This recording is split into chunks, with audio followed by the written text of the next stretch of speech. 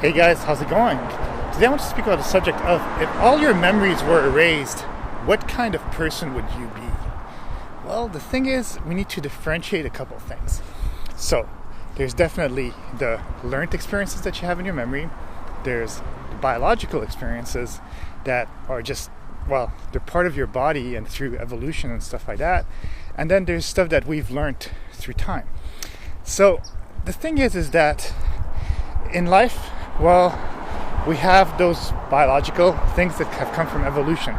So even if you have no memory, even if you have nothing or no recollection of it, through evolution, there's just some things that you might be allergic to, or you're just more prone to heart disease or obesity or other things, being scared, less scared, intelligence and stuff like that. So that thing, even if your memories were erased and you'd be a completely blank slate, the thing is that because these things have come from evolution, well, it's kind of hard to, well, not have them. They're just part of your being, no matter if you have memories of it or not. Now, there's the learned stuff, which is basically stuff that you've had through experiences. So if you've had a bad experience as a kid, something that's traumatizing, well, even though your biology might be that you are fierce and you love new adventures, well, the fact that you had maybe a traumatic experience out of something as a very young child caused it to actually kind of change. So, and especially in the early years, and that also happens through evolution, our body, our mind are still getting structured. So even though we have the whole evolutionary thing, what happens in our childhood is what forms us later in life. So there's the old evolution, which we can't really change, and that's also unintentional. But then there's also the learned evolution for survival, so small modifications, even in the growth of how your bone structure is and all that, it's going to, grow differently depending on what you're doing, especially if you're doing stuff like dance or ballet or a lot of stuff that requires muscles. So either your muscles can develop more because basically it's saying in the evolution, okay, well, you need to have more muscle, or oh, you need to have more flexibility. Or if you're in an environment at a young age where you need to use a lot of verbal interaction and memory, well, those things, those connections in the brain tend to develop in that kind of way. And that's the young evolutionary life. And again, the things that are learned are through what you've learned usually at a young age, but you can also get traumatized later on in life. Obviously, there's many situations where things can happen and change you. But then there's also the memories, which are memories that you create throughout time and through the passing. And I think that when people think of, I'm going to get my memory erased, they only think of that memory from the experiences that you have. So forgetting the people that you love, forgetting what you know, forgetting where you're from, forgetting your likes and dislikes.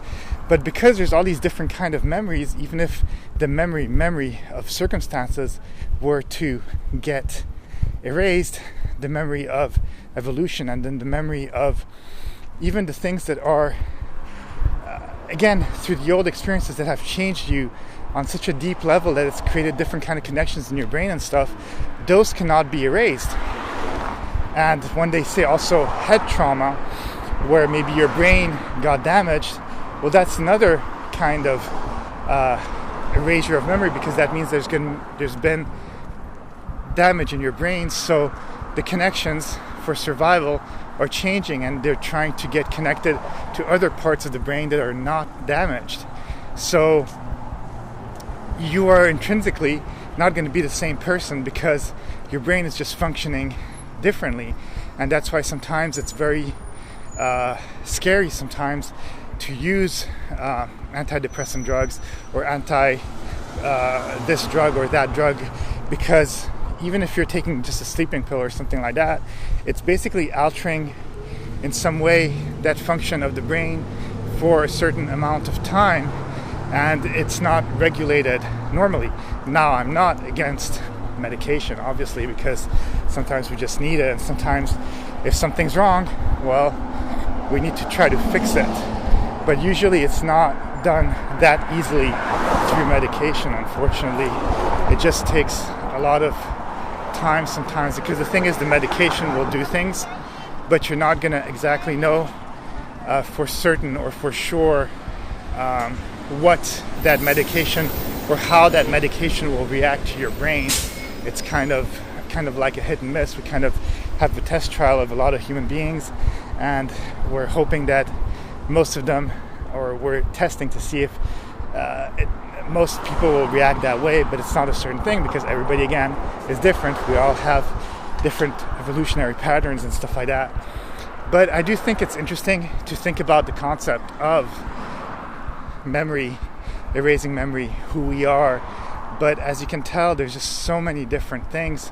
There's even studies saying that there's a brain to the intestine. So even though it's not a conscious brain, the brain will have its own kind of mind as to what it likes, as what it doesn't like. And if you're hungry, well, if that second brain is angry, well, because it's hungry, then you have also reactions to your regular life.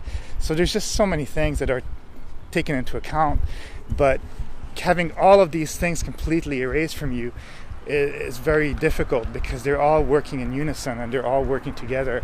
So really losing completely who you are as a human being 100% is very difficult. Now, losing certain memories, forgetting things, that's a possibility too. But again, there's different kind of memories. So that's it. That's all I have to say on the subject. Have a great day, and I'll talk to you soon. Bye.